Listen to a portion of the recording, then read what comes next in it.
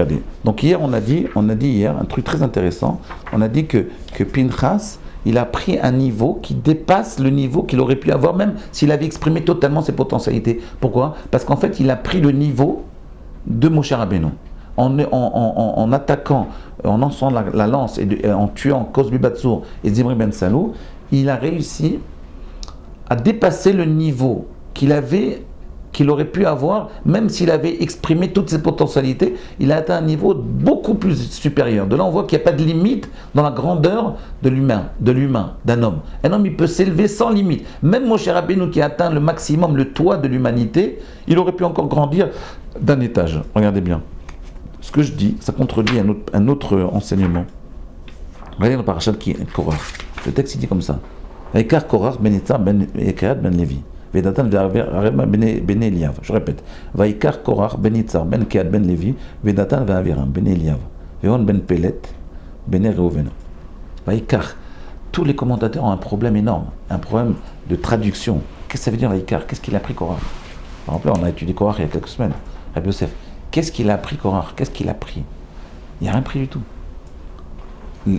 Rachid a un problème énorme. Rachid, lui, son but, c'est d'expliquer le pshat. C'est d'expliquer la traduction littérale. Qu'est-ce que ça veut dire? Comment on dit, littéral ou littéraire? Littéral. Qu'est-ce que ça veut dire que Korach, il a pris? Il n'a rien pris du tout. Il a fait une marloquette, c'est tout. Même, regardez, en Kolas, il dit, va y palais Korach. Korach, il s'est mis en marloquette, en bagarre avec Moshe Rabbeinu. Il s'est mis en vis-à-vis de Moshe Rabbeinu. Va y palais Korach. Donc, il n'explique pas vraiment en Kolos. Même Rachid donne deux pshatim. Quand Rachid donne deux pshatim, c'est qu'il n'est pas satisfait de son premier pshat. Premier pshat, il dit Vaikar et Tatsum mitzad echad. Il s'est pris d'un côté contre les autres. D'accord? Deuxième pshat, il dit Vaikar, Kicha misde Efron. Vaikar, c'est-à-dire que Kicha, prendre, ça a également une connotation de force rhétorique. Il savait très bien parler, il avait une force oratoire très grande, Korach. C'était un très grand orateur. Donc il s'est mis à parler pour convaincre le peuple juif. Donc on ne comprend pas exactement la notion du mot Korach. Qu'est-ce que ça veut dire Korach? Qu'est-ce que ça veut dire Vaikar Korach? Qu'est-ce qu'il a pris? Quelque part, aucun des commentateurs ici, même Rashi qui se spécialise dans la traduction littérale, il n'a pas vraiment traduit le mot Vaikar. Il a juste essayé de donner quelque chose, une approche de ce texte-là. Mais il n'a pas traduit vraiment. Écoutez bien, Rabbi Yosef. Première question. Qu'est-ce que ça veut dire? Pourquoi le texte, il emploie le mot Vaikar? Deuxième question. Vous ne trouvez pas étonnant que les 250 plus grands chefs de tribu, Talmidei Chachamim, les plus grands érudits du peuple juif, ils ont été avec Korach. Imaginez-vous, Rabbi Yosef. Vous avez Korach et Moshe. Pas photo, moi je prends Moshe. Même s'il a tort, j'aurais pris Moshe. Non, tous ils ont été Korach. Les plus grands, ils ont été Korach. C'est super étonnant. Imaginez une marque loquette à ce point-là, après tout ce qu'il a fait Moshe Rabbeinu, les 250 meilleurs, plus grands du peuple juif, ils vont avec qui? Ils vont avec Korach. Super étonnant. Vous êtes d'accord? C'est comment ils ont pu aller. Il n'y a pas photo, normalement je vais. C'est sûr que j'ai une tendance naturelle vers Moshe Rabbeinu. Pourtant, même s'ils avaient une tendance naturelle vers Moshe Rabbeinu, ils ont quand même pris le parti de Korach. Deuxième question, pourquoi? Troisième question, ces gens-là, c'est pas ces 250 Nessim qui sont morts avec Korach, qui ont été enterrés quand la terre s'est ouverte. Vous avez remarqué, le texte, il est très redondant. Il dit 3 qualificatifs de ces 250 personnes. Il dit Nessi Haïda, c'était des princes, c'est des très grands du peuple juif. Nessi Haïda, Kré Moed, c'est des vedettes, des gens très connus. D'accord? Très connus. Ils passent Espace Torah, Torah Box, ils passent partout. Très connus. Mais en général, les gens très connus, ils sont un peu pourris à l'intérieur. Ben là, non. Il dit Anshe Shem, les gens très connus normalement, des vedettes. Quelque part, ils s'abîment à l'intérieur de eux-mêmes. Quand tu es très connu, tu es devant les lumières, quelque part, tu t'abîmes. Toutes les personnes qui sont très connues, au bout d'un moment, à l'intérieur, il y a quelque chose qui pourrit, qui s'abîme. Eh bien non, le texte il continue, il dit Nessi Haïda, des princes, Kremoet, très connus. En plus, ne croyez pas qu'ils sont pourris, Anshe Shem. Ils avaient un Shem. C'est-à-dire, c'était pas des mythos, c'était des gens très très puissants. Ils avaient une intériorité très pure. Des gens purs, des gens vrais.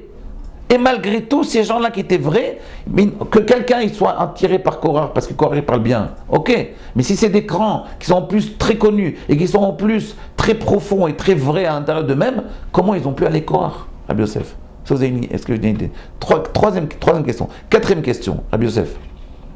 Quatrième question. Est-ce que vous me suivez là? Qu'est-ce qu'il dit, Korach? Il dit, pourquoi tu prends Elitzaphan Ben Uziel? Je ne comprends pas. Il y a un petit jeune, Elitzaphan Ben Uziel, 30 ans, 35 ans, moi j'ai 60 ans. Et tu prends lui à ma place? Je ne comprends pas. Et il n'a pas raison, Korach. C'est mon élève, il est rentré dans mes cours. Il n'arrive pas à m'achever au niveau de la Torah. Comment tu peux le prendre à ma place? Il y a un truc qui ne va pas là-dedans. Il n'a pas raison, Korach. Rabbi Yosef. 4e question. 5e question. Quand vient Korach et donne toute cette rhétorique, quand vous avez un talit entièrement bleu, est-ce que tu as besoin d'un fil bleu? Moshe leur a enseigné tout le temps que la Torah, ça passe par la réception de la Torah, mais également par l'intellect. Il faut qu'il y ait de la logique là-dedans. Je pose une question. Pourquoi Moshe, quand Korach il a commencé toute sa rhétorique, il n'a pas répondu? Il s'est mis à genoux, il s'est mis à pleurer. Il est parti. Pourquoi il n'a pas répondu, mon cher Rabbeinu? La 6e question. Je répète les questions. C'est quoi Vaïkar Korach?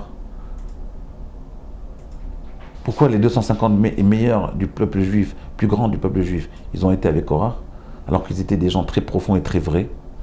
Pourquoi Moshe n'a pas entendu l'appel de Korach? C'est vrai que Elitzaphan Ben Uziel, c'est un petit jeune à côté de Korach. Et pourquoi Moshe il n'a pas répondu? Quand Moshe il a envie de répondre, il répond. Est-ce que vous avez une idée pour répondre à toutes ces questions? Ben, je vais vous donner la réponse, Rabbi Yosef. La réponse est très simple. C'est que Korach, il avait raison. Sur toute la ligne. Tout ce qu'il a dit, il avait raison. Il avait un problème. Un problème qui a fait qu'il s'est écroulé. Il avait un problème de hashkafa, de compréhension du monde, un petit problème qui a fait que tout s'est écroulé. Quel est ce problème?